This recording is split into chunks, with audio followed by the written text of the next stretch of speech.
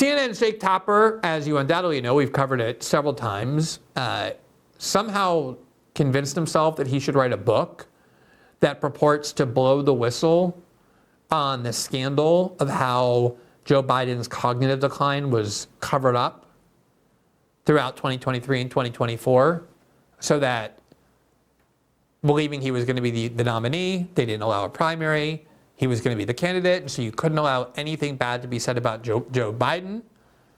And he wrote this book with Alex Thompson of Axios, who actually was doing reporting at the time, unlike Jake Tapper, on showing the questions around Biden's cognitive decline.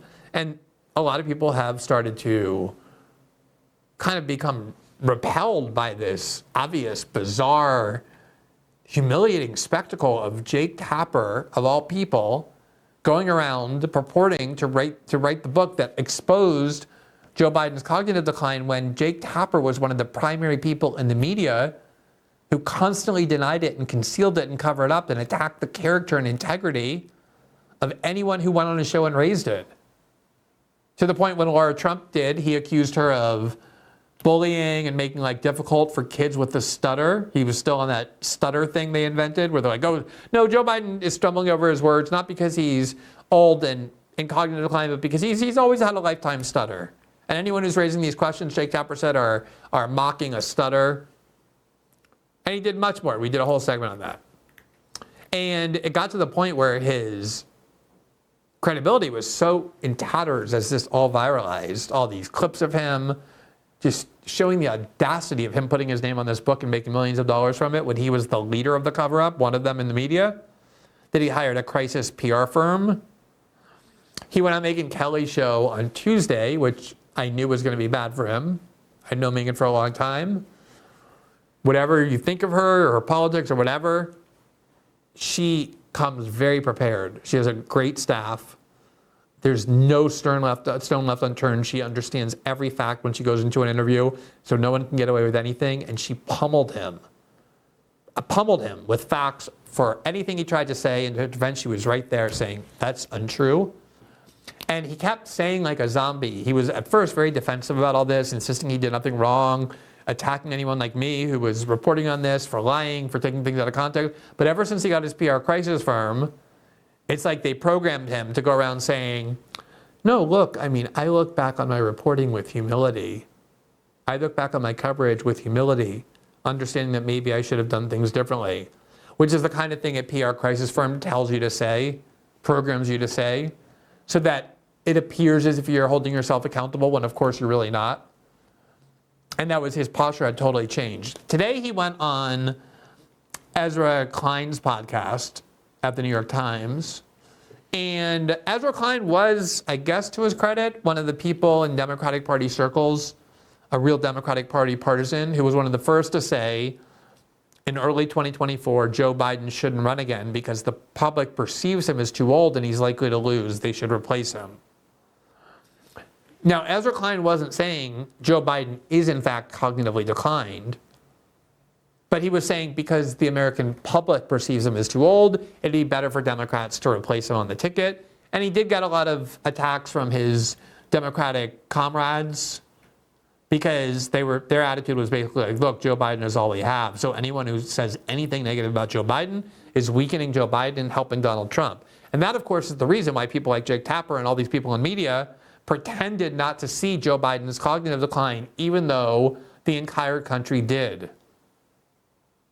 But neither of them really said what should have been said, what a lot of journalists were saying who aren't enslaved to the Democratic Party, what the public saw, that Joe Biden is in fact in cognitive decline. So they kind of got together in this very self-congratulatory way today.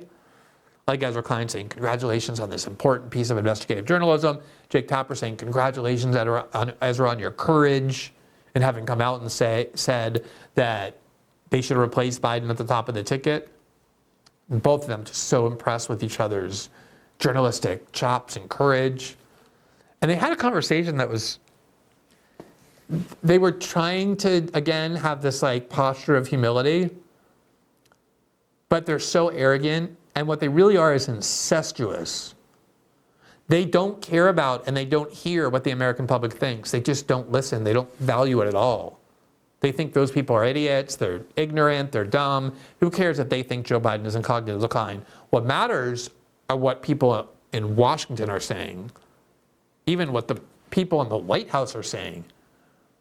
And they kept saying, well, all we were hearing from the White House is Biden's great.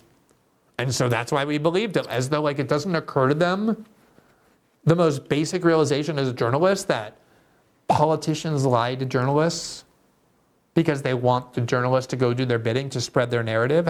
It's like it never occurred to them before. And in particular, these were not just politicians. These were Democratic Party operatives who have been around Washington forever. These are their friends, these Democratic officials. So it's like they trust these people. And when they said, look, I promise you, Jake, I promise you, Ezra, Biden is great in meetings. He's fantastic in judgment. They're like, well, guess it's true. And that's why they would go and attack people who said Joe Biden is in cognitive decline. Again, Ezra Klein's only point was politically it's bad because even if Joe Biden isn't in the cognitive decline, people think he is, and he's likely to lose the election to Trump. That's all Ezra Klein said. But I want to show you a clip. The whole thing is amazing, actually. This is an hour into it. And I think they thought they were being incredibly candid and like coming to grips with the truth of what happened and pretending to engage in self-reflection. But so much of what they were doing was actually victimizing themselves and blaming others in a way that shows you how insulated these people really are. The massive gap between what they think and what they hear and what they talk about and what they believe versus the rest of the country. Here's part of it.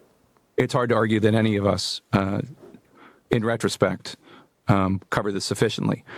Although there was, I want to give credit to a bunch of my newsroom colleagues here and Alex and others. There were a bunch of stories. Sure. There were great Times stories, great Wall Street Journal 100%. stories, Axios stories. 100%. It was harder to get people to say anything. That's the point. And it's hard to get, I mean, you need evidence for stories. Well, look, I mean, but we were trying to crack this. Well, that's my point is if a president's inner circle is willing to lie, and if they don't even think they're lying, that's an incredibly dangerous thing. I wish I had like a solution here, the 3 things we need to do, and like then this will never happen again. One of the things that we talk about in the book, and we have Jonathan Reiner, a doctor at GW, who's an advisor to the White House Medical Office, who says that he thinks the White House medical reports should be affirmed under threat of perjury and given to Congress every year, so that there could be no lying or dissembling. But beyond that, what can we do? I don't know. I mean, just think about what they're saying there. Jake Tapper's saying, look, if the people in the White House are lying to us, we don't have any choice. We have to believe them. What else can we do? Like, yeah, I see Joe Biden incapable of finishing his sentences or talking in complete nonsense or falling down continuously, barely being able to be audible. I see that he's incapable of holding a press conference or a cabinet meeting, that they're hiding him because they know that he can't speak, his brain is melting. I know all that. But when the White House officials tell me, no, it's not true, and they're willing to lie, who can blame us? We're stuck. I know the whole Watergate and Washington Post, Woodward and Bernstein thing have been completely mythologized and simplified, and there's a lot of questions about that as you look into it more. But let's just take it on its face value the way the narrative is sold. It would be like if Bob Woodward and Carl Bernstein heard that the Nixon administration had covered up the break-in at the DNC or paid slush funds to the criminals or lied and destroyed documents, and they went to the White House and they're like, hey, we're hearing this happen. Did it? And the Nixon White House was like, no, of course, we didn't do that. No, it's totally wrong. And they're like, okay, guess there's nothing else for us to do. The White House lied. The White House told us none of this is happening. Who are we to question the government? Politicians don't lie. If they tell us there's no wrongdoing here, that we had nothing to do with the cover-up of the break-in, or if they tell us Joe Biden's fine, what else can we do? I remember at the beginning of the Snowden reporting, when we had 8, 10 stories at the very beginning ready to go, to say nothing of all the other reporting we did.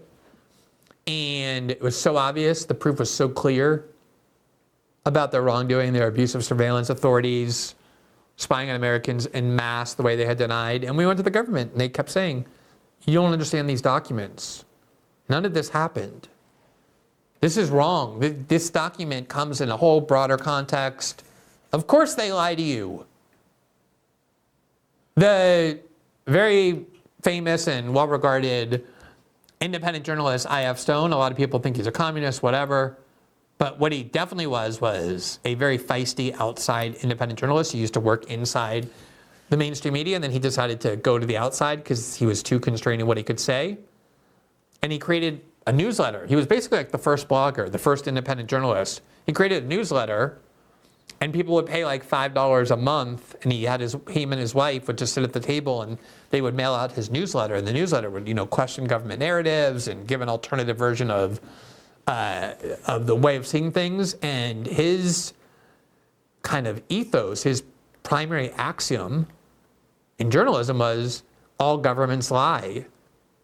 And if you don't know that, if you don't think that way, if you're not instantly skeptical of what White House officials are telling you rather than like blindly gullible because they're your friends, because you're both in the Democratic Party, because you depend on them for as your sources, so you need to curry favor with them, and so you just believe whatever they say and don't contradict them, just get out of journalism. Get out of journalism. That is such an amazing excuse for them to, and they both said it, like, yeah, we were lied to. We were told all the time it was fine. How do you get past that? How can you prove it? It's like everyone saw the proof. It's right in front of you. And this is the sort of thing that got them into so much trouble that I think will make Democrats have so little faith from the public for a long time, is that there are things in government that governments do that require specialized knowledge to understand. I mean, like the FISA court is a good example. We had to spend a lot of time like explaining what happened there, what metadata is. Like, people don't instinctively know that because why would they? But most people have had the experience of having loved ones, grandparents, parents, neighbors, uncles, aunts, friends cognitively decline as a result of age or some other disease. People recognize that. People don't need specialists to say, oh yeah, that's happening. They can see it for themselves. We all saw it for ourselves, going back to 2019, not just 2023. And so for them to sit there and say like, yeah, the White House told us it wasn't happening, what can I do? Is such an unbelievably revealing and incriminating mindset about how these people think, namely that they're so entrenched in Washington politics, in this little DC media politics bubble, that they can't even see reality for themselves. They just need the people they think are important, the people that they think are trustworthy, to tell them what to say, give them the license what to say before they can say it. I really think Jake Tapper is self-destructive as he is, as much credibility is in tatters of his, on this humiliation tour is really revealing a lot, not just about himself, but about the DC media in general, and the reason why they have justifiably lost so much trust and faith in the media. Thanks for watching this clip from System Update, our live show that airs every Monday through Friday at 7 p.m. Eastern, exclusively on Rumble. You can catch the full nightly shows live or view the backlog of episodes for free on our Rumble page. You can also find full episodes the morning after they air across all major podcasting platforms, including Spotify and Apple. All the information you need is linked below. We hope to see you there.